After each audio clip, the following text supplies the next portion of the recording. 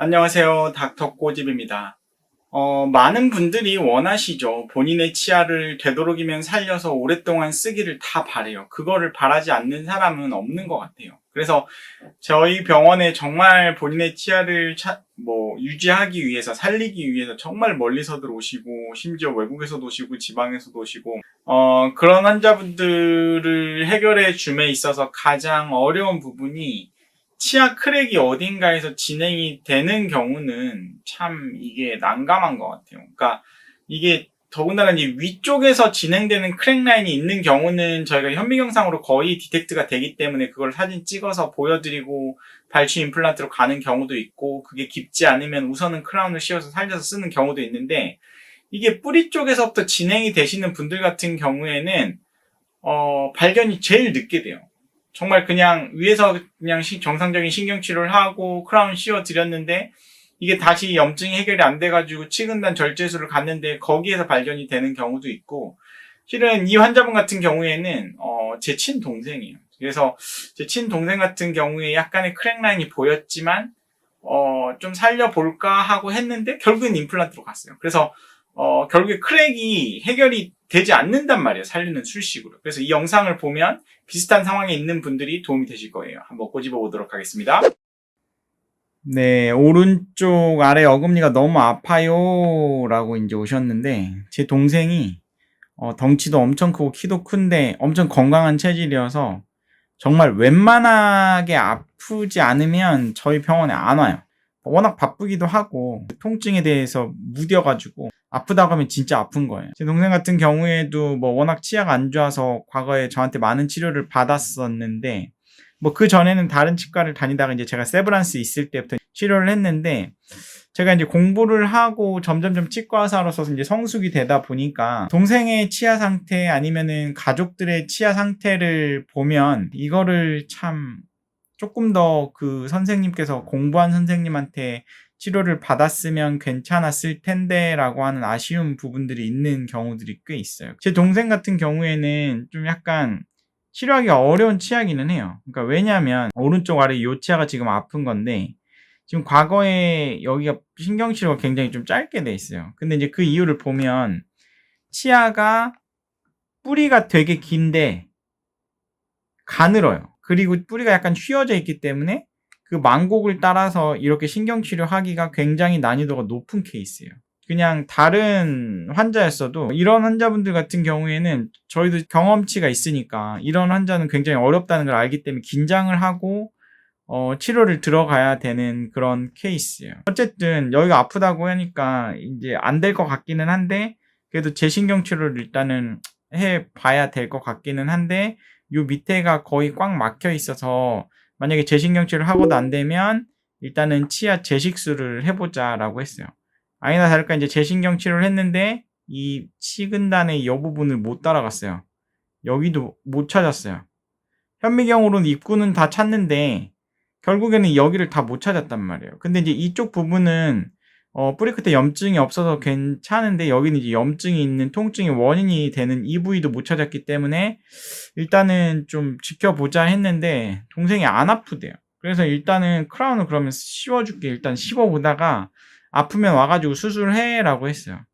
근데 이제 여기가 약간 방사선적으로 보면 여기가 이 부분이 다른 부분에 대해 비해서 인대 공간이 좀 넓어져 있어서 굉장히 덩치도 크고 씹는 힘이 교합력이 세기 때문에 크랙이 있지 않을까 저는 의심을 했었거든요. 치아에 이제 수직적으로 대나무 쪼개진 것처럼 쪼개졌으면 신경치료 중간에 그냥 발치 임플란트로 가야지라고 생각을 하고 들어갔던 치아인데, 위에서 보니까 안 보이는 거예요, 크랙이. 그래서 일단은 크라운으로 해서 마무리를 해줬어요. 신경치료 후에 마무리해서 잘 쓰다가 1년 넘게 또 잘 썼죠. 1년 넘게 잘 쓰다가 오른쪽이 또 아파 이렇게 하고 이제 온 거예요.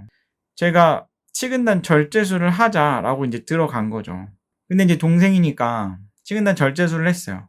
단면을 딱 잘라서 봤는데 여기가 이제 아니나 다를까 G형이죠.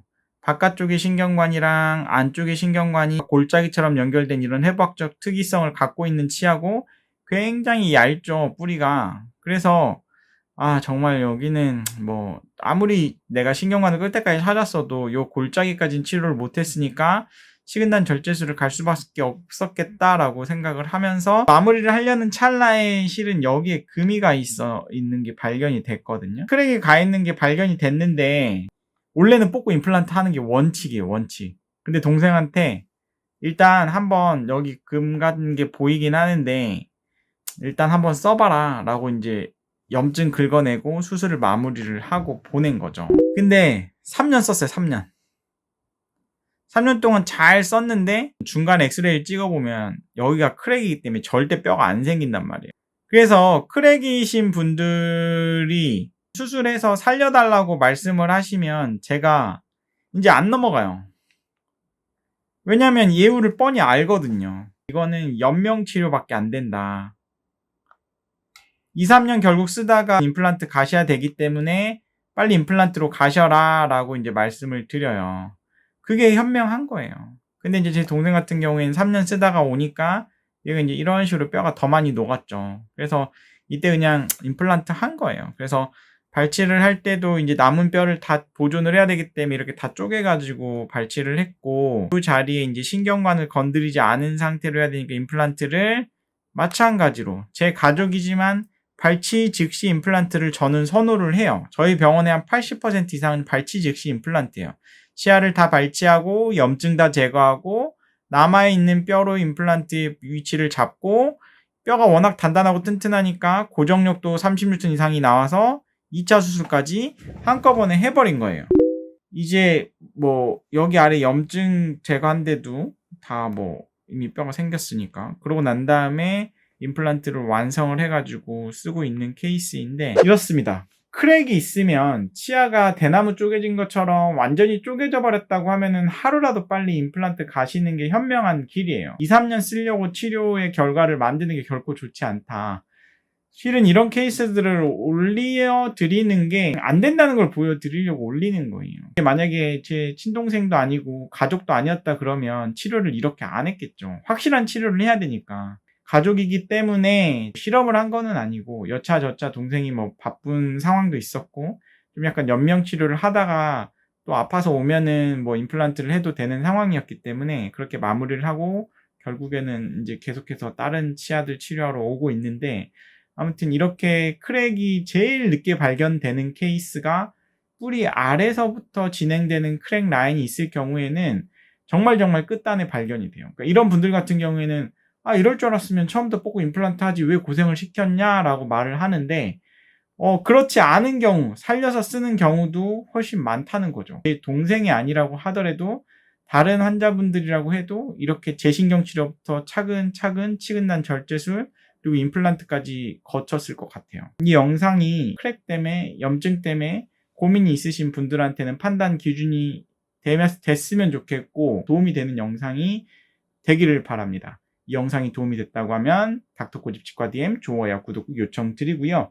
마이덴TV에 여러분들이 궁금해하시는 Q&A에 대해서 제가 직접 답변하는 영상을 올리고 있으니까 거기서 많은 정보 얻어가시고 그 채널도 좋아요, 구독 요청 드립니다. 감사합니다.